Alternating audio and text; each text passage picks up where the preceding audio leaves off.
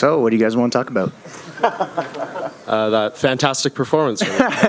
Just walk us through the fight. I know you said you were going to finish him, no doubts in your mind. Did you expect it to happen earlier, later? How'd it go relative to your game plan? I was oddly excited when I heard, I think it was his corner that said 15 seconds left. When I got the takedown, I was planning on doing more on top, but I heard there's 15 seconds left. It's like, okay, I'll land a shot or two on top and just kind of solidify position. But I was like, oh, damn, like, we're going to a second round. Nice. Like, I'm probably not going to pass and get a submission in the last 10 seconds. So I thought that was kind of cool. Kind of felt like just trying to treat it like individual fights, you know, just like, okay, I won the first fight. Now the second round's a completely different thing. You can't, you know, wait on any of the success from last time.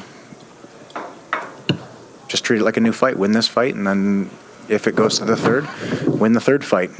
Unless we're able to stop him. And yeah, I got that stoppage, man. I was so happy to get that stoppage. Dude, he's good, man. He's really good. He wasn't getting any love or any attention this week, or like nobody was giving that guy a shot.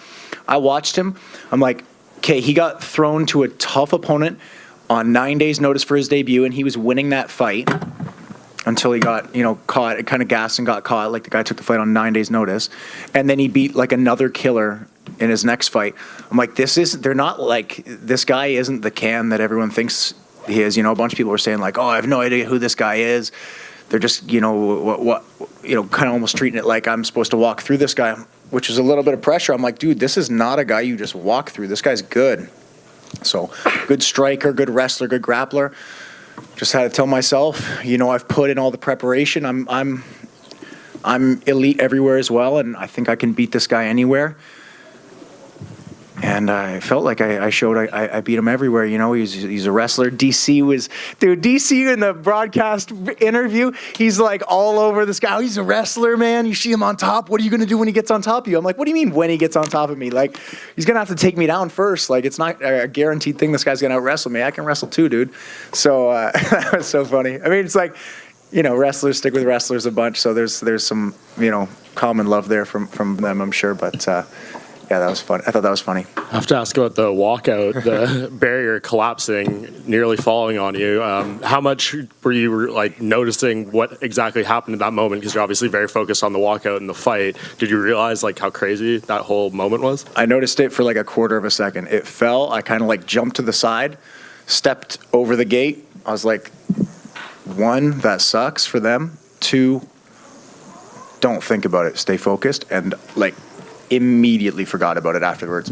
I didn't remember it happened until one of our cornermen brought up the video, because one of my cornermen, the gate fell on him, like hit him in the hip. Yeah, he's all right. But I was like, oh shit, I didn't realize, like, I don't know, it kind of, you know, had bigger fish to fry. I had the biggest fight of my life in front of me. I was focused on that. But like, fuck, man, that would have been a shitty way for that fight to not have happened. Fall on your knee and just like on your way to the hospital or something like that. That would have sucked. Just last from me, as you're watching that card unfold and you're seeing Canadian win, is the pressure building up knowing that you're going to be last and you're like, man, I can't be the only one to let the fans down here. I got to complete the sweep. So I had visualized every scenario heading up to this fight. Ones where all the Canadians won. How does that pressure feel? Or how do I feel about that? Ones where all the Canadians lose.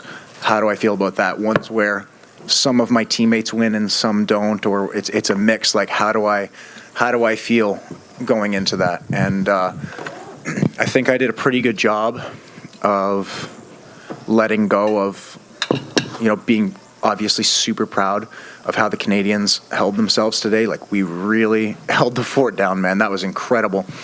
But I was like, look, I can look at this as my mental coach Danny Patterson would say, pressure's a perspective. So I could have viewed that as like, well, I have to be the one to win. I can't be the one to ruin the night, which clearly there's a little bit of that. But, you know, had it been the other way where everyone lost, it's like, dude, I definitely can't lose and let Canada lose all of its fights. Like, I gotta, you know, somebody's got to win, and you know, you could have viewed that as pressure. But I was like, you know what? Everyone's done super well. The fans are warmed up. No pressure, man. This isn't pressure. This is privilege. I get to fight in front of Canadians in Canada on the world stage. This is There's nothing to feel pressure about. I'm so privileged. Just kind of like take a moment. They're like, we're back for you in 5 minutes, and just kind of like, as corny as it is, like look myself in the mirror and before I walk out and just be like, hey man, forget results. I'm proud of you. I'm proud of myself. Like looking in the mirror, just like, you know, you're here. You wanted to do this since you were a little kid, since you were like 13 years old. You've wanted to do this, and you made it happen. So just go have fun, enjoy yourself, take all this in, be present. Don't zone out. Don't let the pressure get to you. But enjoy this, man. This is a once in a lifetime opportunity. This is truly an amazing night. Mike in front right here. Andre Fili tweeted, "You're the next GSP," and he refers to you as the Canadian Conor. So I guess what do the UFC have in you moving forward? Like, what do you think they can? You're the one that'll spearhead this next wave of Canadian superstars. Number one, shout out to Andre Fili. I love you, brother. Number two, I'm not the next GSP. No, there will never be another GSP. GSP's the greatest of all time. He's truly a legend. I could never replace that man. Clearly, like, I'm nowhere near his accolades. Like, the guy's got, triple the title defenses that I have wins in the UFC. So let's, definitely no way I'm comparing myself to him. And I don't want to be the next George St. Pierre. I want to be the first Mike Malott. I love how I fight. I love my style. It's completely different from his, but I take so much inspiration from him.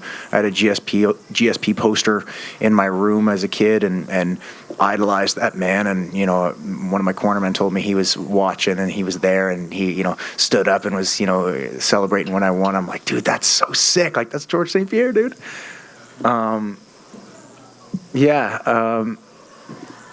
I don't know what the rest of the question was, but I hope I answered it. He refers to you as the Canadian Conor.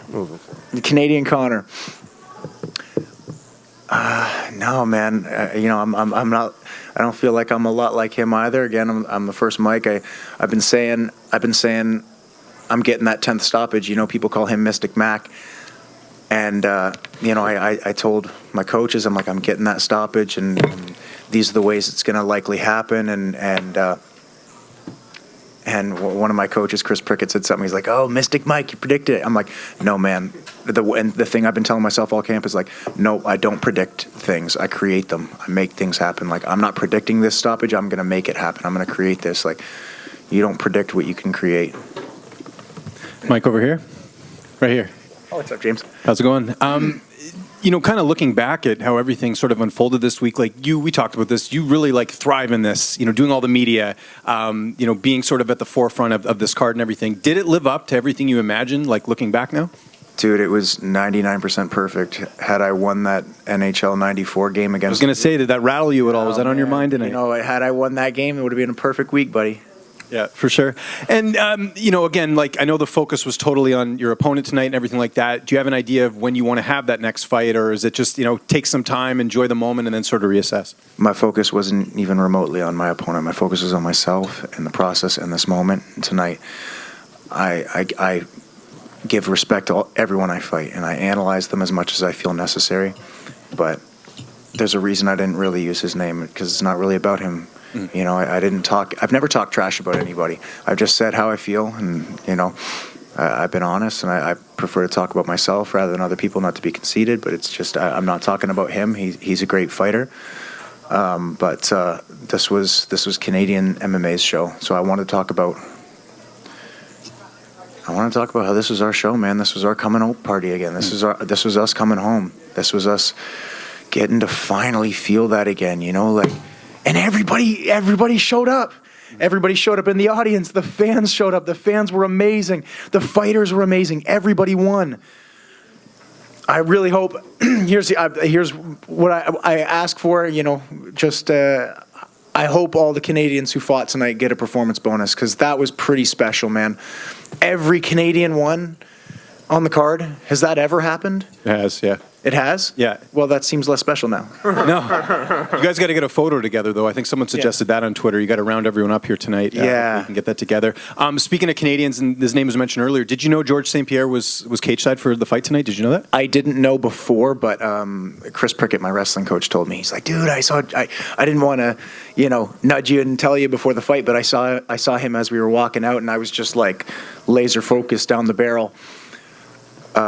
get into the cage. But yeah, man, that's pretty cool. And just last one for me. Do you have an opponent in mind next? I mean, I think now the rankings are kind of what I think you're sort of looking at right now. What's next for me, man, is I'm moving. My fiance and I just bought a house in Font Hill. We're moving. I need a little bit of a break, dude. I had the Fury grappling match against Trevin Giles, who's another UFC welterweight. I beat him December 30th, trained for that, beat him. January 1st, started camp, so the day after he flew back, started camp for Johan Lainus, won that fight, called for the UFC to come back to Canada, and I'm like, hopefully at some point this year, Canada, they'll come back to Canada. I ended my interview with someone, and they turned to me and said, they're coming to Vancouver June 10th, just so you know. And I'm like, shit, okay, well, I guess I'm going back to the gym next week to get right back into training for June 10th. So basically, since November, it's been date, pedal to the metal the whole time. I need a little bit of a break. I love you, Dave Hirschbein, my manager, but I'm probably going to block your phone number. I don't want to hear from you. Don't talk to me for like a month, maybe a little bit longer. I'm cornering Andre Feely in London, July 22nd, so looking forward to that. And then probably after that, we can start looking for something again.